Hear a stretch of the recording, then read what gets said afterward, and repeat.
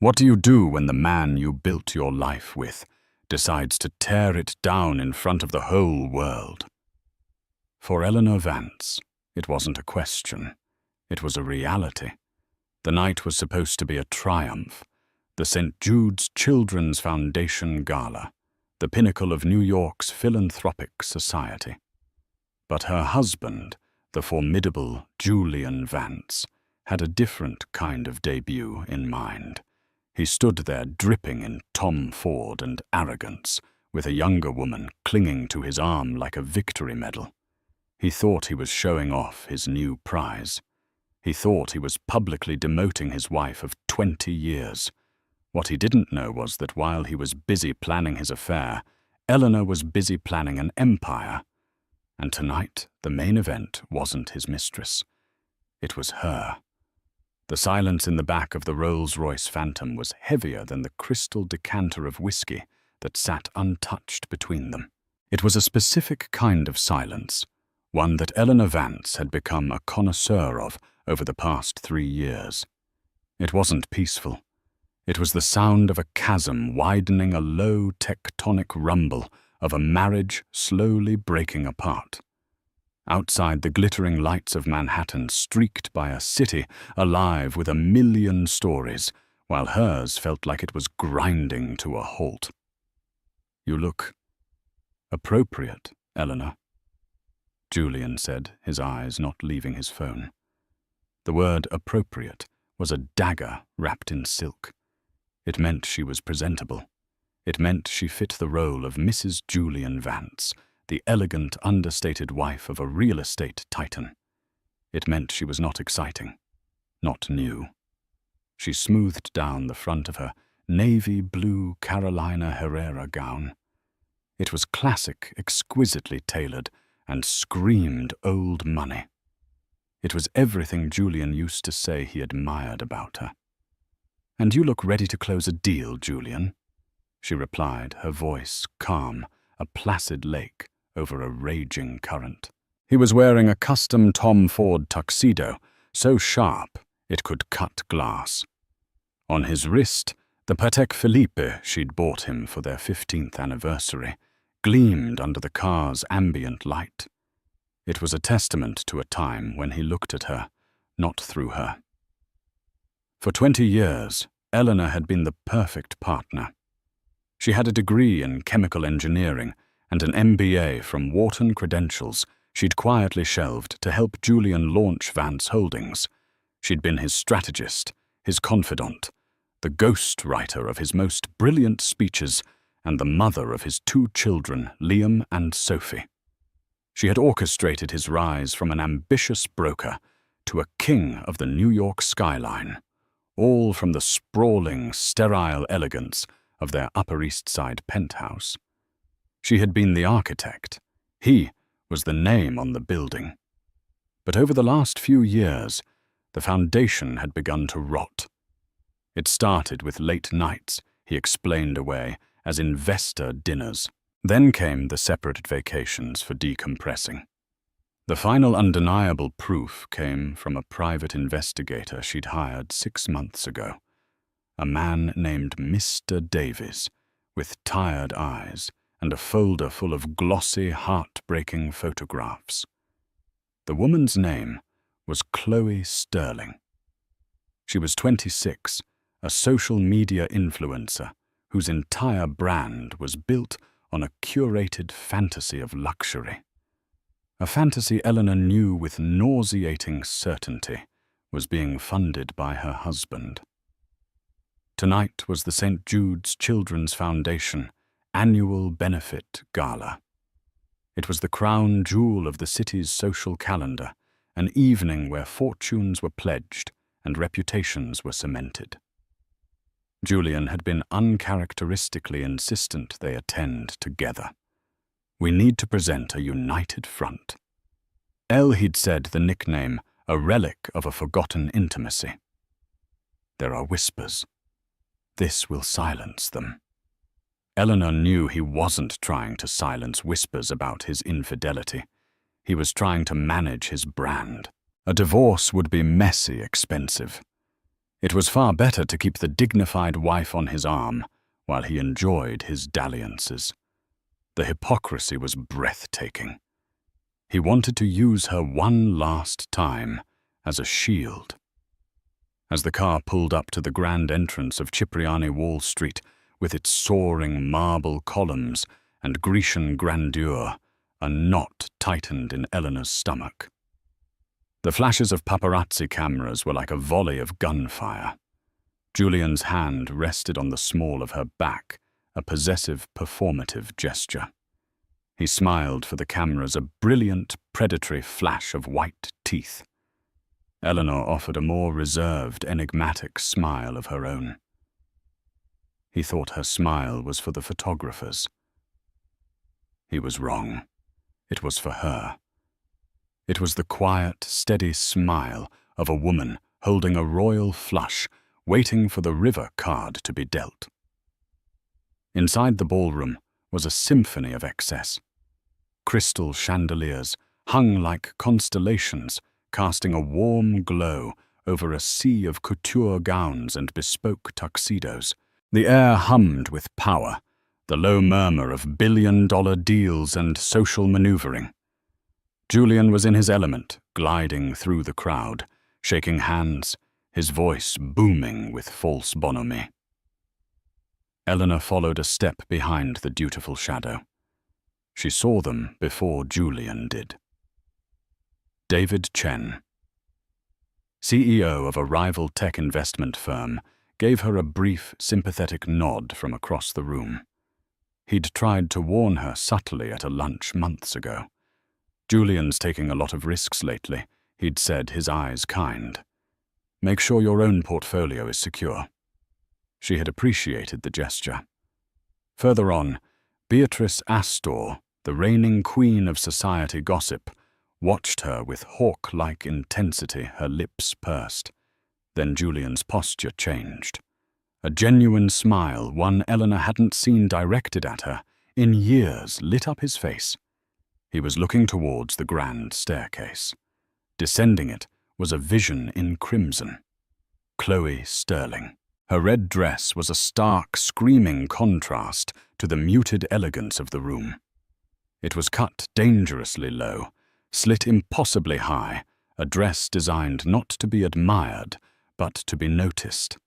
Her hair was a cascade of blonde extensions. Her lips were plumped to an almost cartoonish degree, and she moved with the practiced, hip-swaying confidence of someone who knew she was being watched. And she was heading straight for them.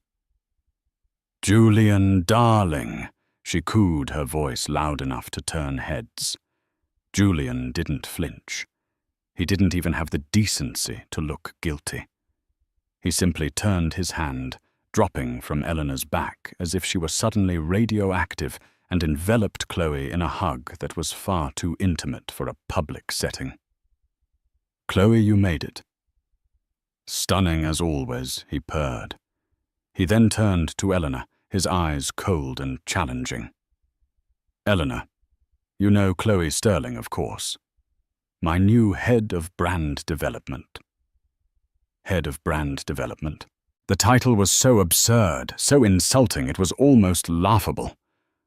The crowd around them fell into a conspicuous silence.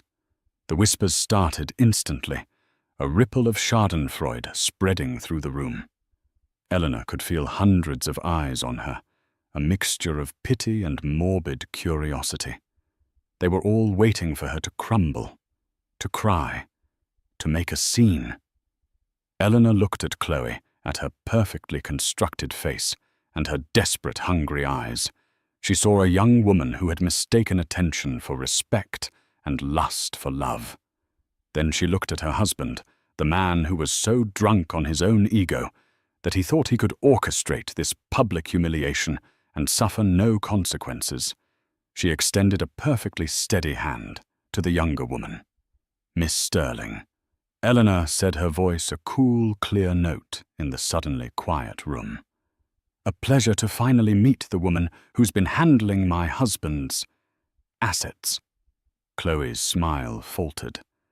Julian's face darkened with fury. But Eleanor wasn't finished. She held her gaze a queen on her own chessboard and let a small, knowing smile touch her lips. The first move had been made, but the game was far from over. The air crackled. For a moment, no one moved. Julian's hand, which had been resting proprietorially on Chloe's waist, tightened. He looked at Eleanor as if she were a stranger, a dangerous variable he hadn't accounted for. He had expected tears, a retreat, a quiet scene in the car on the way home. He had not expected this cool, lethal precision. Chloe, recovering quickly, gave a tinkling, artificial laugh. "Oh, you're funny, Mrs. Vance. Julian has told me so much about your sense of humor." She squeezed his arm. "He's just so brilliant, isn't he? The way he's expanding the Vance Holdings brand into the lifestyle sector is pure genius." "Is that what we're calling it?" Eleanor replied, her gaze unwavering. She didn't raise her voice. She didn't need to. Her quiet disdain was more potent than any shout. She took a deliberate step back, creating a small, visible space between herself and the sordid little tableau they presented. In that single movement, she was no longer part of their triangle. She was an observer, a judge. Julian's jaw was a hard line of granite. "Eleanor, that's enough." He hissed, his voice low and menacing. He grabbed her elbow, his fingers digging into her arm. "Don't make this difficult." "Difficult," she repeated, looking pointedly at his hand on her arm until he released it. "I believe you're the one who brought your brand development to a charity event for sick children. I'm merely making introductions." The barb hit its mark. Several people nearby who had overheard the exchange shifted uncomfortably. Bringing a mistress to a society function was one thing. It was a tawdry common sin. But to do so at the St. Jude's Gala, an event meant to symbolize hope and compassion, was a new level of crass. Julian, ever the performer, quickly tried to regain control. He plastered on his public smile and steered Chloe away. "Come, darling, I must introduce you to Robert Sterling from the board. No relation." He boomed a terrible forced joke. He shot a final venomous look back at Eleanor, a look that promised retribution. As they walked away, a perfect power couple. In their own deluded minds. Eleanor stood alone for a moment. But she wasn't alone. She could feel the collective gaze of New York's elite. She knew what they were thinking. Poor Eleanor. So graceful, but so humiliated. He's finally traded her in for a newer model. Pity was a poison, and she could feel it seeping into the air. Her longtime friend Maria materialized at her side, a flute of champagne in her hand. Maria was her former chief of staff, from the early days a fiercely loyal woman with sharp eyes and an even sharper tongue. She was the only one who knew the full story. "Are you okay?" Maria asked, her voice a low murmur. "I'm better than okay," Eleanor said, taking the champagne. The cool glass was a welcome anchor in the swirling heat of the room. The first act went exactly as planned. His face, Maria smirked. "I thought his $1,000,000 dental veneers were going to crack." And her. She looks like she got her dress from a website that ends in ru. Eleanor allowed herself a small, genuine smile. "Be kind, Maria. She's just a pawn." "Pawns get taken off the board," Maria countered dryly. "Are you ready for Act 2? "Almost," Eleanor said, her eyes scanning the room. She watched Julian parade Chloe around, introducing her to his powerful friends. He was doubling down, trying to normalize her presence, to force the world to accept her as his new partner. Each handshake, each forced laugh was another shovel of dirt on the grave of their marriage. He was so confident, so arrogant. He truly believed he held all the power. He saw Eleanor as a liability to be managed, a relic to be discarded. He had no idea she was a weapon waiting to be fired. For the next hour, Eleanor played her part to perfection. She mingled. She accepted condolences disguised as pleasantries. "Eleanor, you're looking radiant," one woman purred her eyes, screaming, "How brave of you to show your face. Such a stressful time for you, I'm sure." Another clucked sympathetically. She simply smiled, nodded, and moved on, a ghost of grace haunting the festivities. She saw David Chen again, leaning against a marble pillar, watching the scene unfold. He caught her eye and raised his glass in a silent toast. It wasn't a toast of pity. It was one of respect. He knew something was happening, even if he didn't know what. The main course was served a dry, uninspired filet mignon. The orchestra played a soulless rendition of a Vivaldi piece. The small talk ebbed and flowed. All the while, Julian and Chloe held court at the center table, laughing too loudly, touching too often. They were putting on a show, a coronation of their illicit affair. Julian caught Eleanor's gaze from across the room and gave a small, triumphant smirk. He thought he had won. He thought the public humiliation was complete, and that she would now retreat, broken, to negotiate a quiet, favorable divorce. Then the lights dimmed slightly. The orchestra quieted. A man in a tuxedo walked to the podium on stage. It was Richard Sterling, the chairman of the St. Jude's Foundation. "Good evening, everyone." Richard's warm voice echoed through the hall. "Thank you all for your incredible generosity tonight. It is because of you that we can continue our life-saving work. Every year, this gala is made possible by a select group of sponsors. But this year, one sponsor has stepped forward with a level of vision and commitment that has truly left us speechless." A hush fell over the room. Julian sat up straighter, a preening look on his face. He was a major donor, though not the main sponsor. He probably assumed Richard was talking about him. "This year's title sponsor is a new company." Richard continued, a note of excitement in his voice. "A company built on the principles of sustainable innovation and long-term vision. It's a company that believes in building a better future, not just for our generation, but for the generations to come. They came to us with an anonymous, record-breaking donation, the largest in this gala's history, on one condition: that they be allowed to announce their launch here tonight, among all of you." The room was buzzing with speculation. Who was this mysterious benefactor? Julian leaned over and whispered something in Chloe's ear, and she giggled. He was probably taking credit, somehow. "This company is poised to revolutionize the green technology sector," Richard said, his voice building to a crescendo. "It is my distinct honor to introduce you to the future. Please join me in giving a massive round of applause for our main sponsor, Ethelgard Innovations." The name hung in the air. Ethelgard. It sounded old, powerful, noble. No one had heard of it. People looked around, confused. Julian frowned. This wasn't one of his competitors.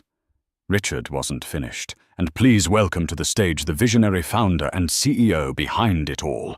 He paused for dramatic effect, a wide smile on his face. "A woman of incredible strength, intelligence, and grace. Mrs. Eleanor Vance." The world stopped. For a full 5 seconds, the only sound in the grand ballroom of Cipriani Wall Street was the faint, shocked exhalation of 600 of New York's most powerful people. The name Mrs. Eleanor Vance echoed off the marble columns and hung in the air like a lightning strike. Julian Vance froze a piece of filet mignon halfway to his mouth. His face, which moments before had been a mask of smug satisfaction, slackened into utter uncomprehending shock. His head swiveled towards Eleanor, his eyes wide with a confusion so profound it was almost comical. Chloe Sterling's perfectly painted smile dissolved, replaced by a slack-jawed stare. She looked from Julian to the stage and then to Eleanor, her mind visibly failing to process the information. And Eleanor rose. She stood up from her table at the edge of the room, the navy-blue Herrera gown now seeming less like a symbol of quiet resignation and more like the midnight sky, deep, powerful, and full of hidden stars. The spotlight found her, and a collective gasp swept the room. It was her, the scorned wife, the woman they had all been pitying for the last hour. As she began her long, deliberate walk to the stage, the story of the last 18 months played out in her mind, the real story, the one that had unfolded in secret, while Julian was busy dismantling their life. It had started not with a bang, but with a quiet decision made at 3 in the morning. She was sitting in her home office, the PI's photos spread across her mahogany desk. Photos of Julian and Chloe in Paris, laughing on the Pont des Arts.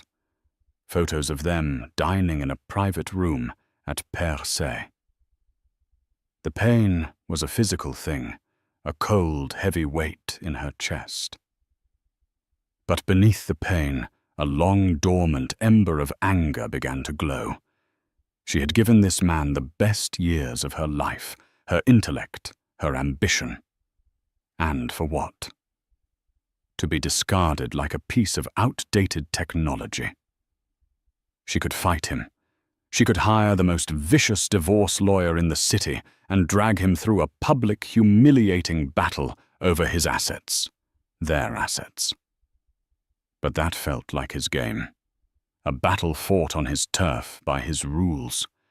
It would be a victory, perhaps, but a hollow one. No, she wouldn't fight him for what he had built. She would build something of her own, something better. The next morning she had called her family's estate lawyer, Eleanor's grandmother, a formidable woman named Ethelgard.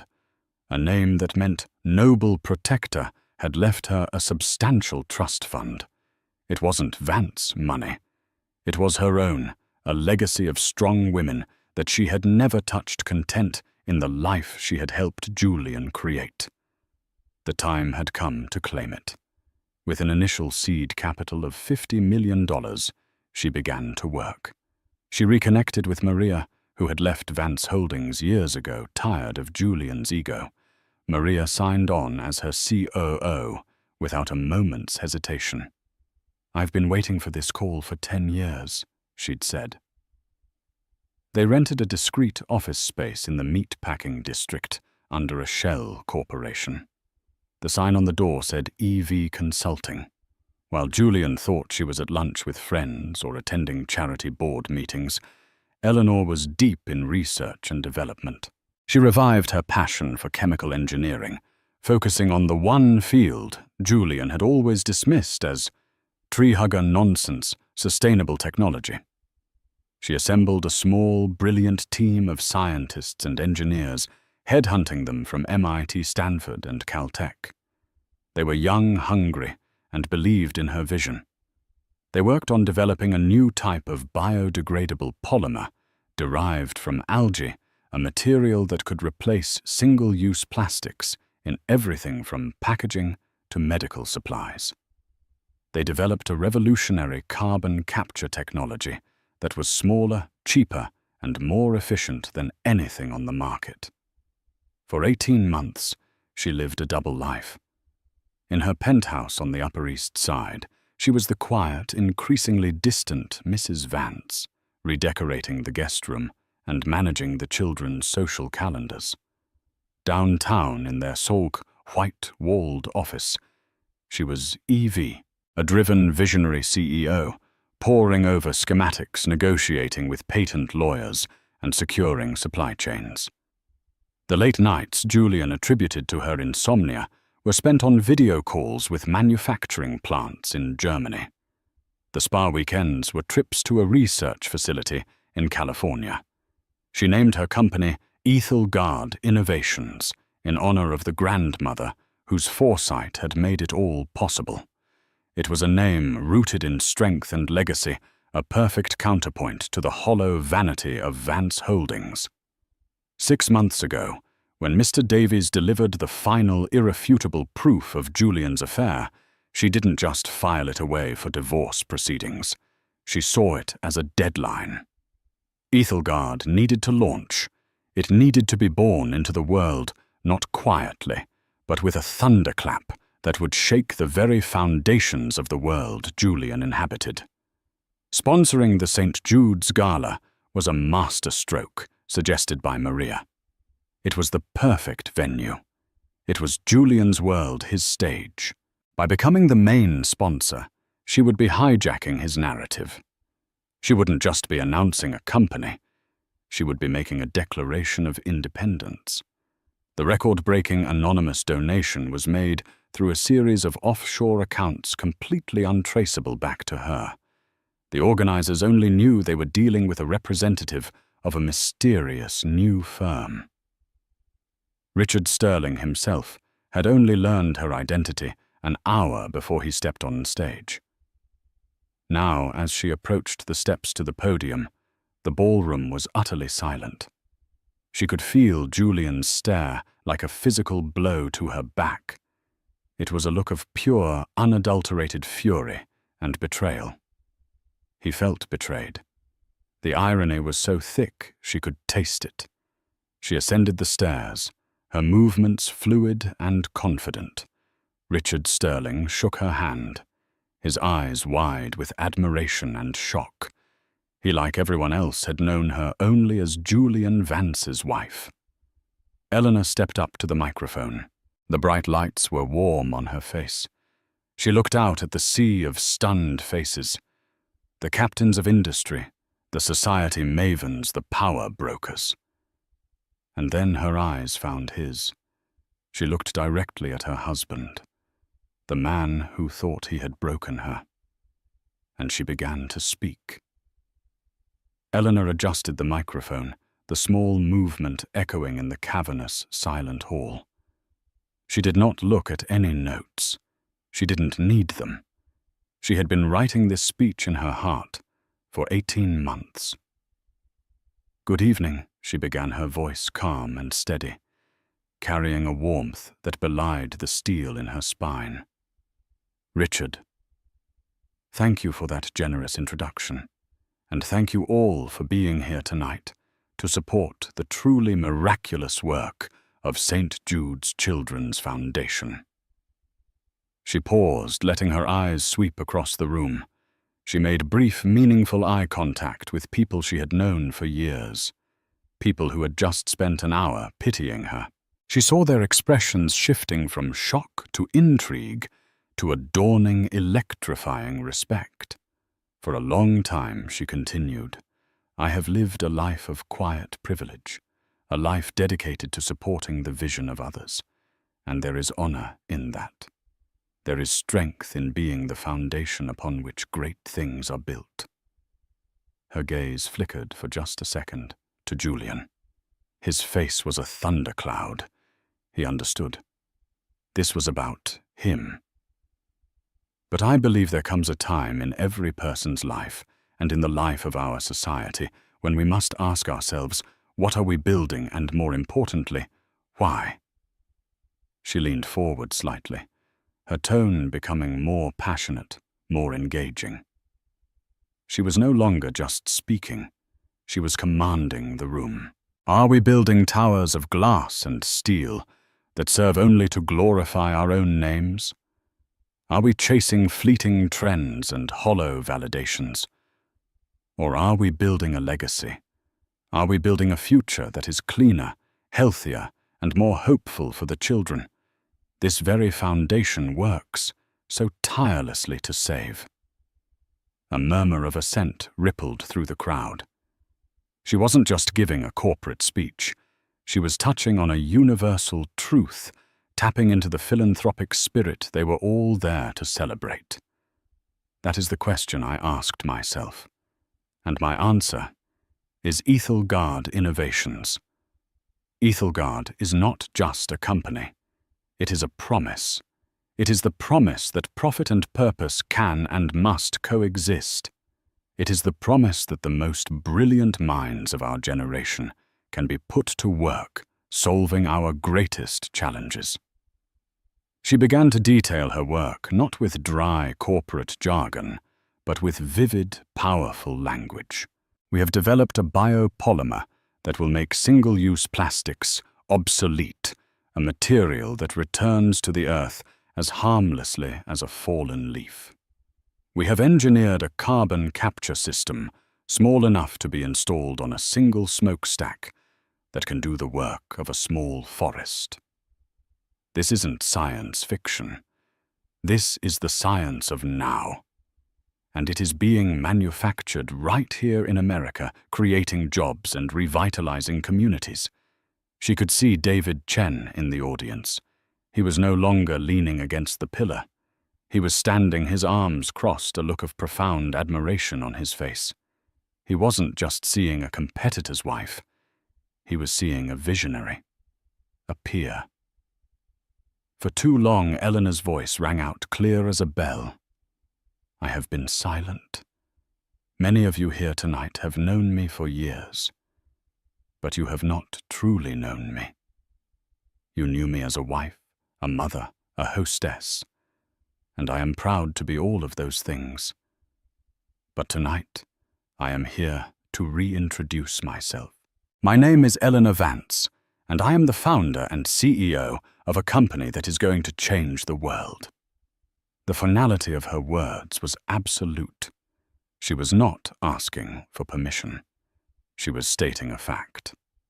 The world is changing, she said, her voice softening, now becoming more personal, more intimate. And we can either be dragged along by the current, or we can choose to build a better vessel. We can choose to leave behind the things that no longer serve us, outdated ideas, toxic relationships, unsustainable practices, and embrace a new beginning. This time, her eyes locked with Julian's, and she did not look away. The message was unmistakable. It was a dagger delivered with a beatific smile. Every person in that room understood the double meaning. The gasps were audible. Beatrice Astor looked as if she might faint from sheer delight. Our donation to St. Jude's tonight is more than a gift. It is our first investment, an investment in the future, in hope, in new beginnings. Thank you, she finished. The silence held for one more heartbeat, a moment of collective awe. Then the room exploded. It started with one person, David Chen. He began to clap not politely but with genuine enthusiastic force. Then Maria. Then Richard Sterling on stage next to her. And then the entire room rose to its feet, a tidal wave of thunderous applause that shook the chandeliers.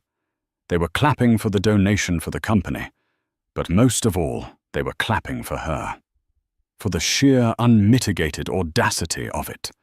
For the woman they had all underestimated, who had just executed the most elegant public act of self-reinvention they had ever witnessed.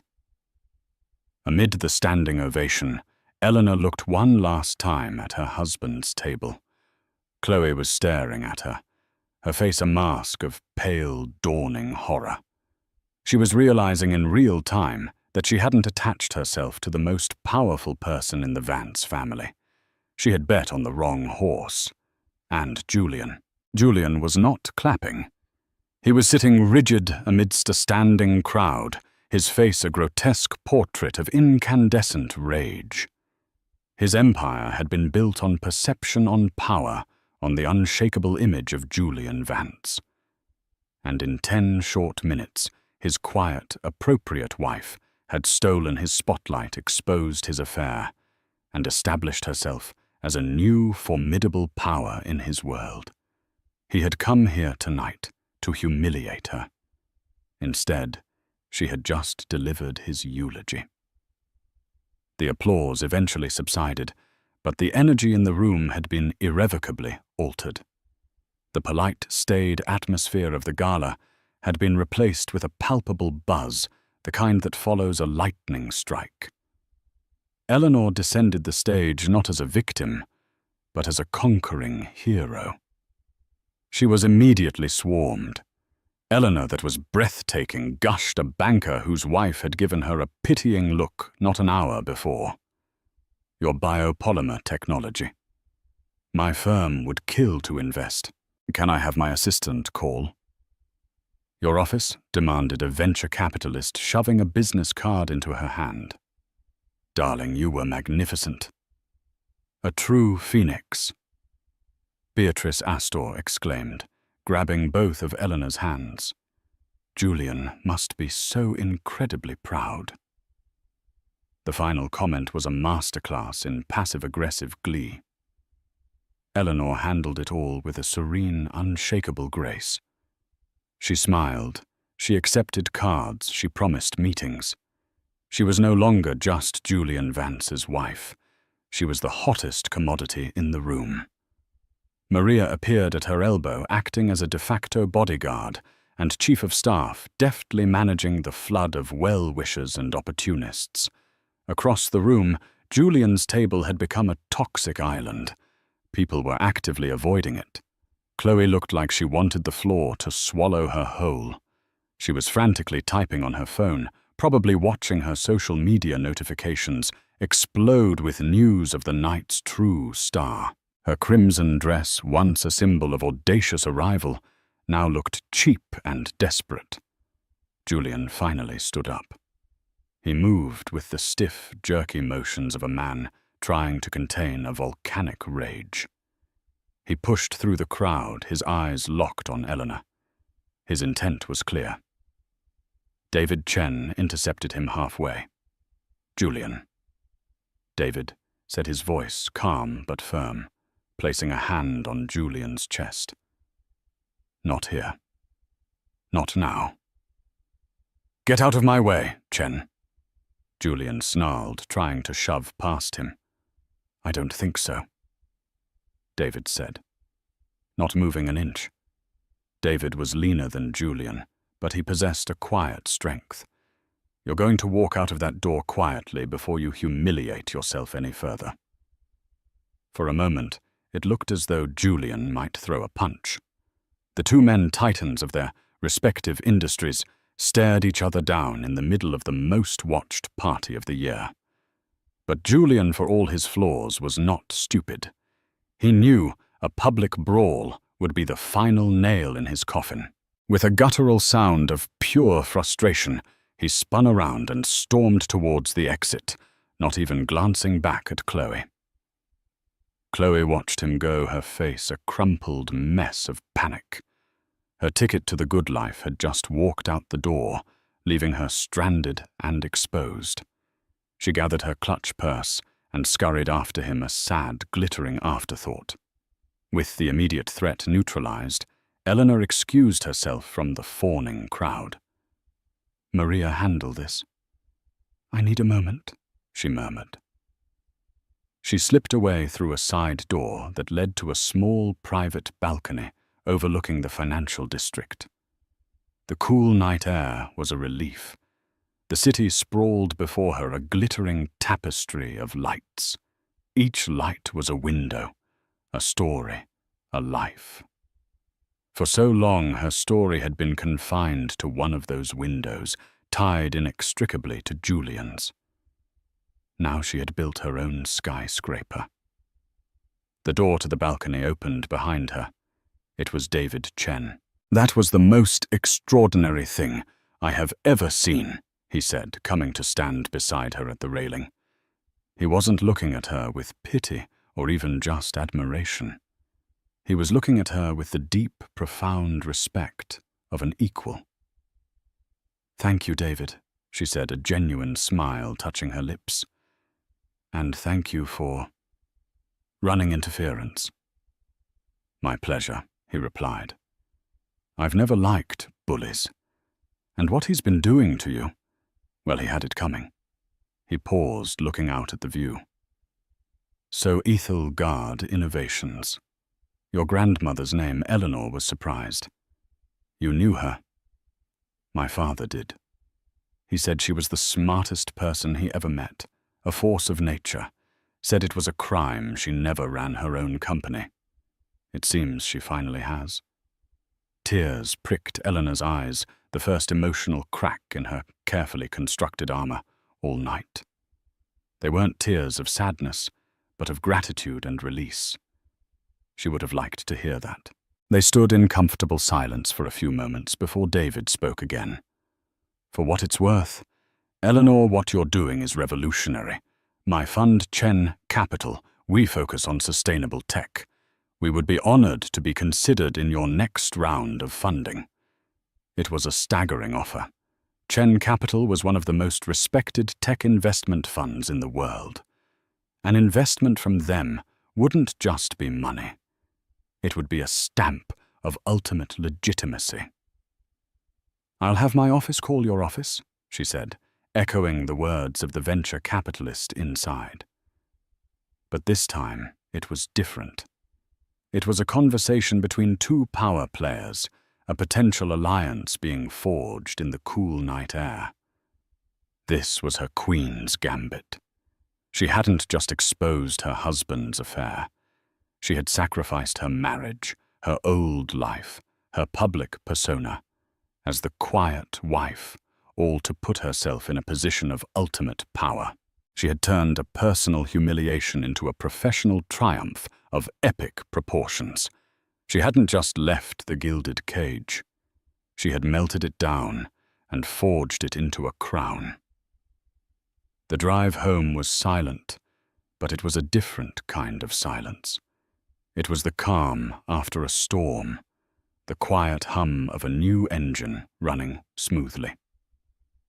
The Rolls-Royce Phantom was the same, but the woman sitting in the back was not.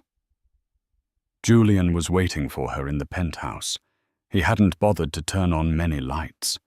He stood silhouetted against the floor-to-ceiling windows, a glass of Macallan 25 in his hand, looking less like a king in his castle and more like a predator in its lair. "What was that?" he asked, his voice deceptively soft, laced with menace. Eleanor didn't answer immediately. She walked over to the bar, took out a crystal tumbler, and poured herself 2 fingers of the same expensive scotch. She took a slow, deliberate sip, letting the smoky fire burn down her throat. She was done being intimidated. That she said, finally turning to face him, was a product launch. "A product launch," he scoffed, taking a step towards her. "Don't play games with me, Eleanor. You've been planning this for years, lying to my face. While living in my house, spending my money." Eleanor let out a short, sharp laugh. It was a sound he had never heard from her before, and it made him flinch. "Your money," she repeated, her voice dripping with contempt. "Julian, let's be very clear. Ethelgard was funded by my grandmother's trust, a legacy you were never entitled to, and this house, this penthouse that you love to brag about. We both know that my family's investment was the down payment that secured the loan for your very first building. In a way, I've been funding you from the very beginning." His face contorted with rage. "You ungrateful—" She cut him off, holding up a hand. "Let's not resort to name-calling. It's so beneath a man of your stature." Her sarcasm was razor-sharp. "You thought I was at the spa, I was at a materials science lab. You thought I was redecorating the guest room, I was designing a corporate headquarters. You thought I was quietly weeping into my pillow over your sordid affair with a child who thinks brand development means posting selfies on a yacht. I was building an empire." She took another sip of scotch, her eyes never leaving his. You made a classic arrogant mistake, Julian. You saw my support as weakness. You saw my silence as consent. You didn't just underestimate me. You forgot who I was. He was momentarily speechless, struggling to process the scale of her deception, her ambition. He had always been the star, the visionary. The idea that she had been outmaneuvering him in secret was an existential blow to his ego. He fell back on his usual tactics threats. "I'll ruin you," he hissed. "I'll bury that pathetic little startup of yours. I'll drag your name through the mud. I'll take you for everything. I'll make sure you never see the kids again." Eleanor simply shook her head, a look of profound pity on her face. "No, you won't." She walked over to the marble coffee table and picked up a thick, leather-bound folder that had been placed there earlier by her assistant. She tossed it onto the table in front of him. It landed with a heavy, final thud. "What is this?" he demanded. "That she said is a copy of the divorce petition I filed this morning. It cites adultery with extensive, irrefutable proof." She gestured to the folder. "In there, you'll also find a forensic accountant's full report on Vance Holdings, the one that details precisely how you've been embezzling corporate funds to finance your little girlfriend's lifestyle. The trips, the cars, the jewelry, the apartment you leased for her in a building owned by your own company, defrauding your shareholders. I believe the SEC would be very interested in that. So would your board of directors." Julian's face went white. He stared at the folder as if it were a venomous snake. As for the children, Eleanor's voice turned to ice. "Liam and Sophie are 17 and 19. They are old enough to know the truth, and they are old enough to choose who they want to live with. Who do you think they'll choose, Julian? The father who cheated on their mother and embarrassed their entire family, or the mother who just became one of the most inspiring women in the country?" He had no answer. He was checkmated. Every threat he could make, she had already anticipated and neutralized. He had come here for a fight, but the war was already over.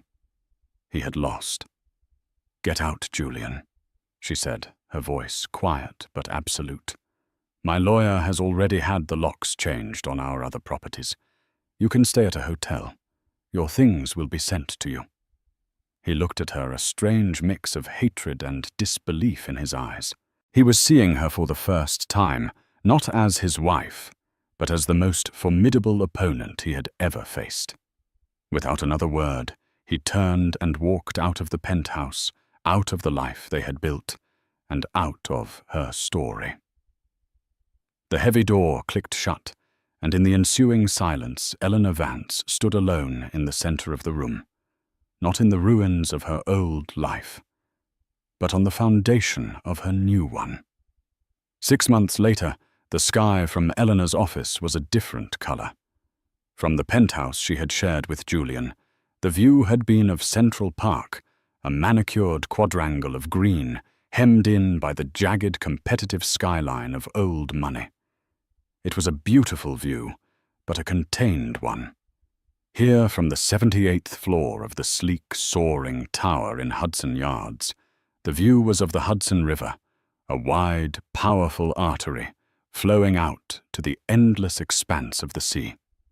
It was a view of possibility of horizons, and it was entirely her own. The headquarters of Ethelgard Innovations was not just an office. It was a statement. It was a living, breathing ecosystem of ideas. Sunlight streamed through triple-glazed, energy-efficient glass, illuminating open-plan workspaces where brilliant young engineers sketched ideas on smart glass walls. Living walls of ferns and mosses purified the air. And the quiet hum was not of oppressive silence, but of focused creative energy. On a central wall in the reception area, The Forbes magazine cover was framed. The photo showed Eleanor not in an evening gown, but in a simple, elegant blouse, standing in one of their labs, a confident, knowing light in her eyes. The headline was iconic, "The Noble Protector: How Eleanor Vance Built a Green Empire in Secret." Her success had been meteoric, but not accidental. It was the result of relentless work and strategic brilliance. Ethelgard's biopolymer-branded Ethelplast was now in the final stages of a multi-billion-dollar deal with a global beverage conglomerate set to replace the plastic in all their bottled products within 5 years. Their carbon capture technology had been successfully piloted in a German steel plant, exceeding all efficiency projections. The company, which had launched with a $50 million seed investment, was now valued at over $4 billion and had yet to even go public. Maria entered the office without knocking a tablet in her hand and a warrior's glint in her eye. "The vultures are circling again," she announced, foregoing a traditional greeting. Sterling Nash just tried to poach our entire lead engineering team for the carbon capture project, offered them double their salaries and a corner office with a view of their boss's parking spot. Eleanor didn't even turn from the window. Sterling Nash was a lumbering old guard energy conglomerate, one of Julian's key allies. This was the third such attempt they'd made in 4 months. "And what did Dr. Aris say?" Eleanor asked, referring to her head of engineering, a genius in her early 30s, whom she'd personally recruited from MIT. Maria's smile was triumphant. She told them, and I quote, "I wouldn't trade my work here for a controlling interest in your fossilized company." Then she sent a team-wide memo titled "Some Dinosaurs Don't Know They're Extinct," which I thought was a nice touch. Morale is sky high. Eleanor finally turned a genuine warm smile on her face. "Send a case of that ridiculously expensive champagne Aris likes to the lab, with a note that says, 'Thank you for believing in the future.'" This was her leadership style, empowering her team, trusting their loyalty, and rewarding it lavishly. She didn't rule by fear as Julian had. She led with inspiration. As Maria left, Eleanor's gaze fell upon a different tablet on her desk, open to a financial news site. The headline was smaller, less celebrated. "Vance Holdings stock tumbles as founder. Julian Vance faces SEC sanctions."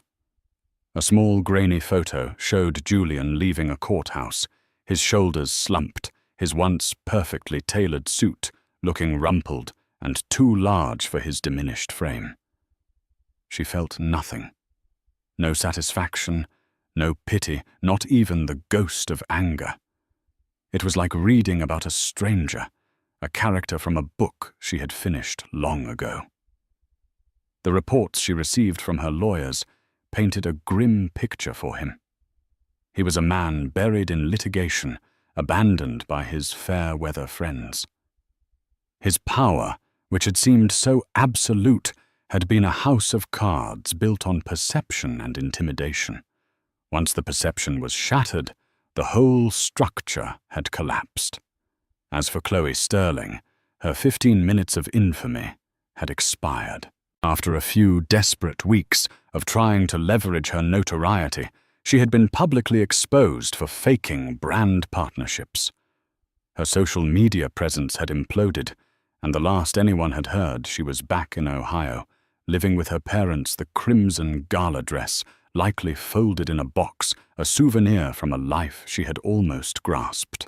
The true victory, however, was not measured in stock prices or tabloid headlines. It was measured in the quiet moments that now defined her life. That evening, she was meeting her children for dinner.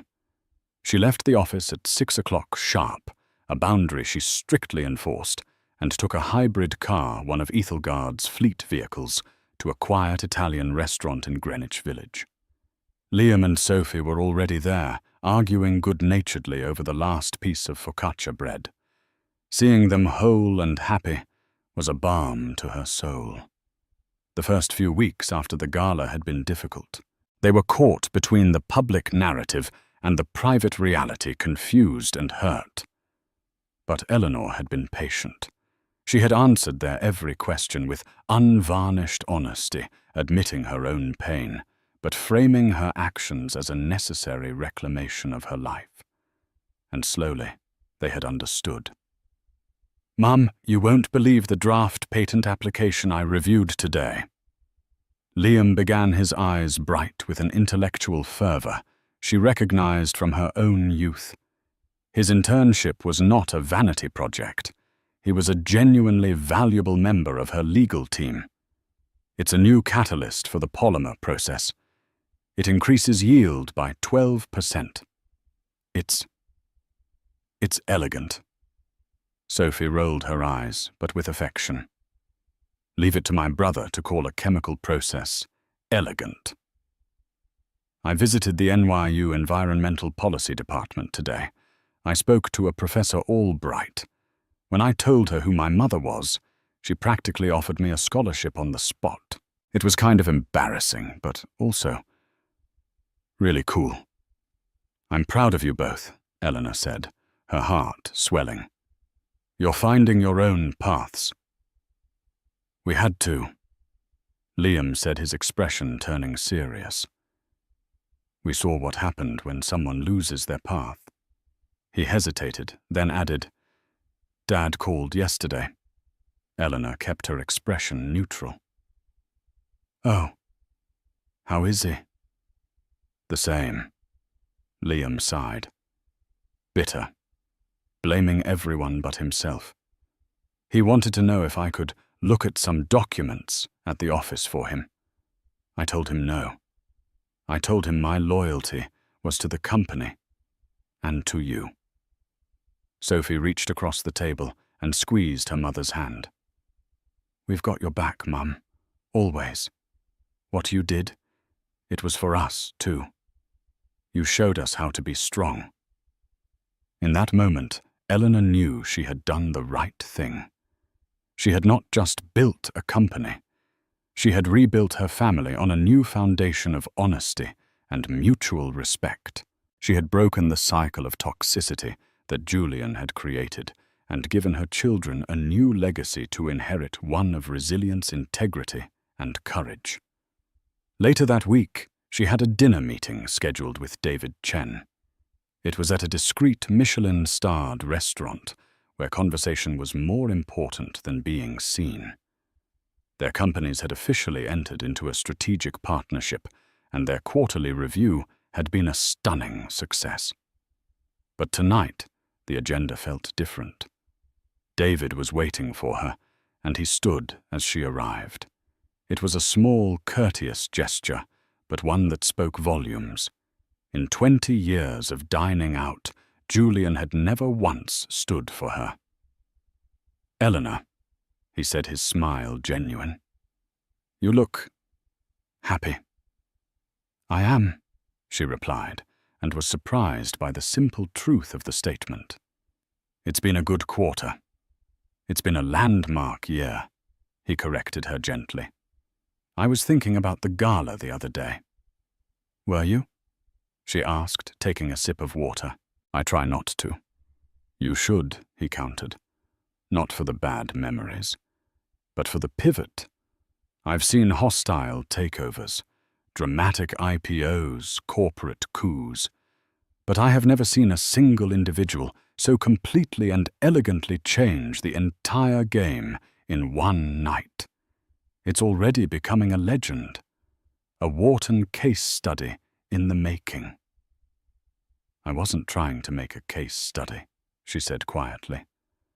"I was just trying to survive." "No," David said, his gaze direct and sincere. "That's what you would have done if you'd taken a quiet settlement. That night you weren't surviving.